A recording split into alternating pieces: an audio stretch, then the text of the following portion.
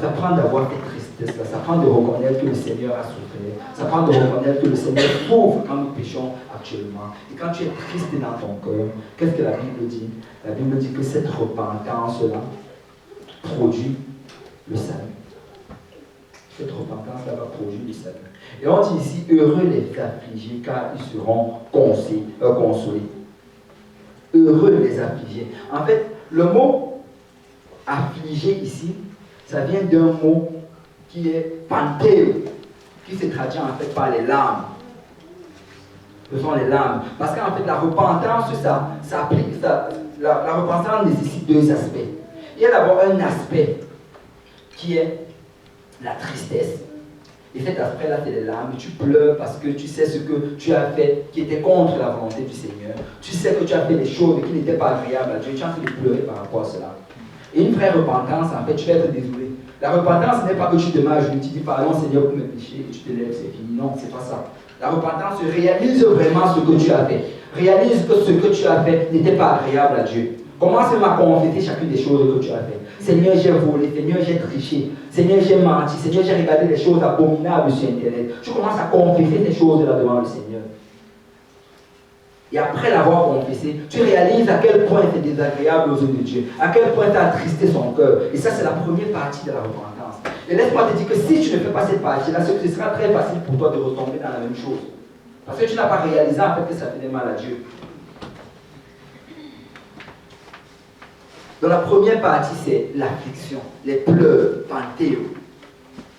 Mais maintenant, il y a une deuxième partie. Et la deuxième partie maintenant, c'est demander pardon au Seigneur.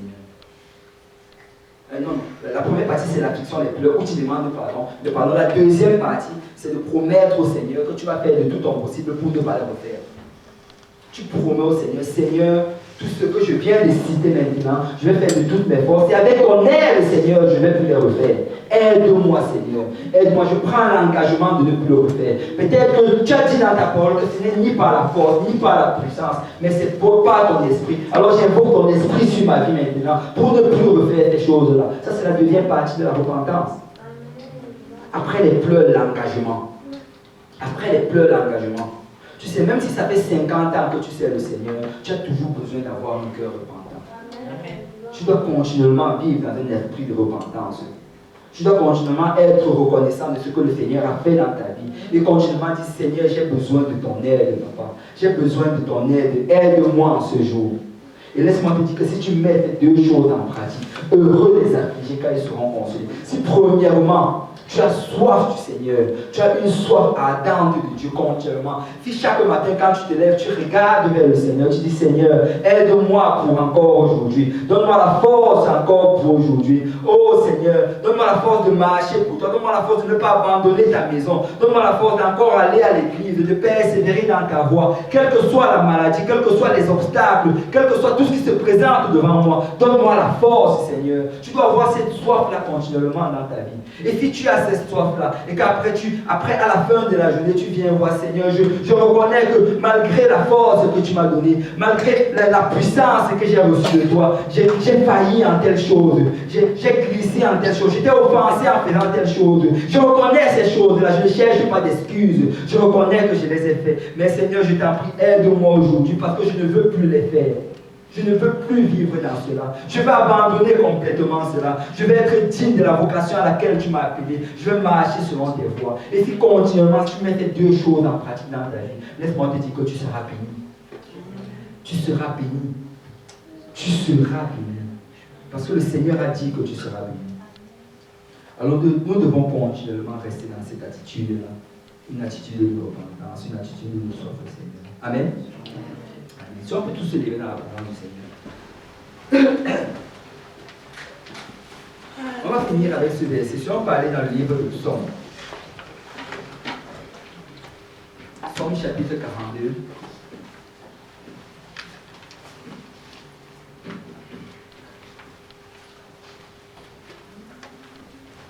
Au chef des chants cantiques des fils de Corée. Comme une biche soupire, que quelqu'un dit soupire. Soupire. Après des courants d'eau. Ainsi mon âme soupire après toi, ô Dieu.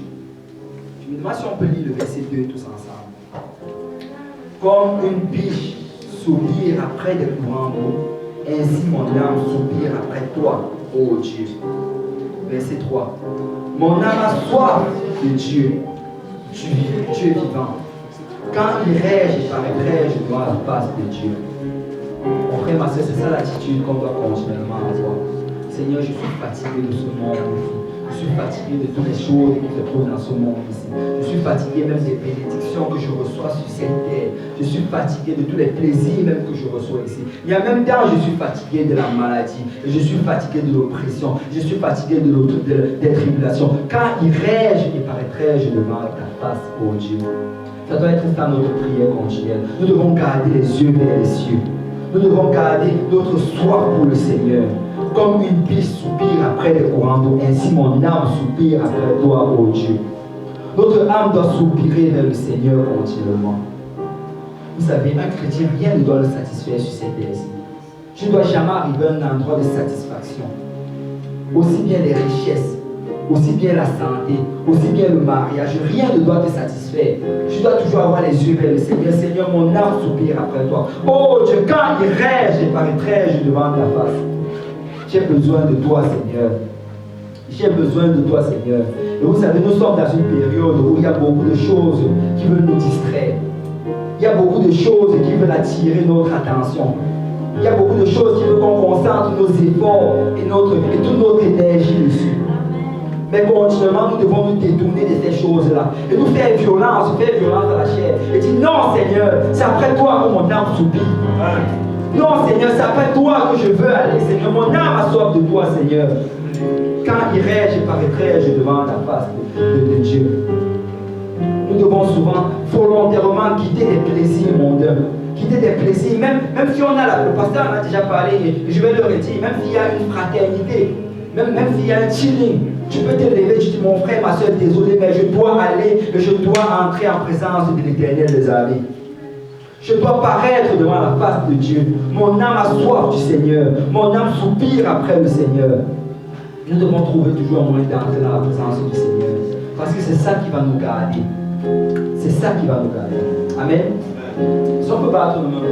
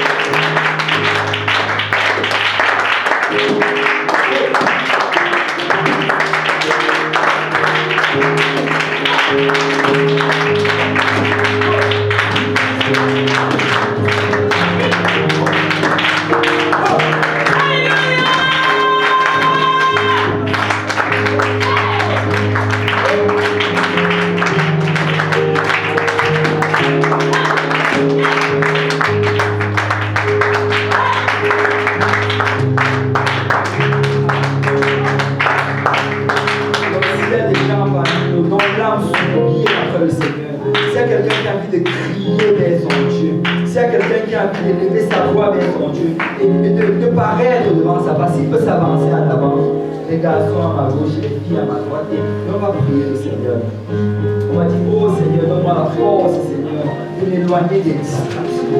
Donne-moi la force, Seigneur, de quitter toutes sortes de divertissements, papa, pour, Seigneur, paraître devant ta face. Seigneur, donne-moi la force, Seigneur, de quitter mon âme, Seigneur, qui a soif de toi, papa. Et de ne pas se laisser satisfaire par les choses du monde, papa. Mais que chaque matin, Seigneur, je crie vers toi. Oh, comme une biche soupire après des courants d'eau, ainsi mon âme soupire après toi, oh Dieu. Comme une biche soupire après des courants d'eau, ainsi mon âme soupire après toi. Seigneur, garde mon âme au bon endroit, Seigneur.